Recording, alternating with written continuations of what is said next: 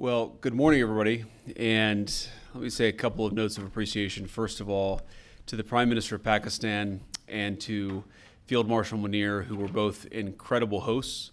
And whatever shortcomings in the negotiation, it wasn't because of the Pakistanis who did an amazing job and really tried to help us and the Iranians bridge the gap and get to a deal.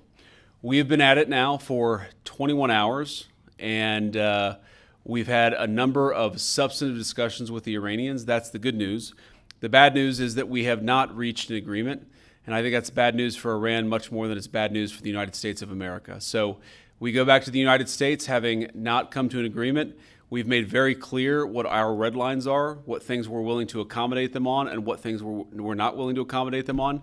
And we've made that as clear as we possibly could, and they have chosen not to accept our terms. Questions? Sir, Nick Robertson from CNN. Precisely what have they rejected here? Can you help us understand it a little bit? Well, I won't go into all the details because I don't want to negotiate in public after we've negotiated for 21 hours in private. But the simple fact is that we need to see an affirmative commitment that they will not seek a nuclear weapon, and they will not seek the tools that would enable them to quickly achieve a nuclear weapon. That is the core goal of the President of the United States, and that's what we've tried to achieve through these negotiations. Again, their nuclear program, such as it is, the enrichment facilities that they had before, they've been destroyed. But the simple question is, do we see a fundamental commitment of will for the Iranians not to develop a nuclear weapon, not just now, not just 2 years from now, but for the long term? We haven't seen that yet. We hope that we will.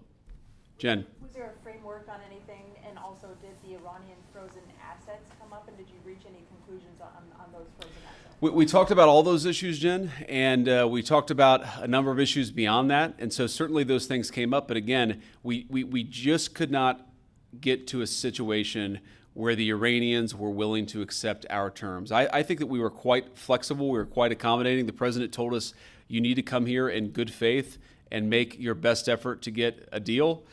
We did that. And unfortunately, we weren't able to make any headway. Preston.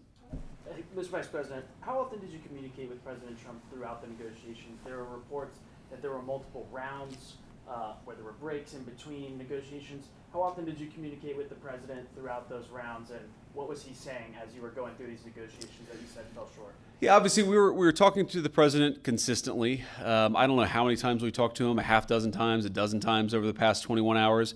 We obviously also talked to Admiral Cooper, to Pete, to Marco, to the entire national security team. We talked to Scott Bessent a number of times.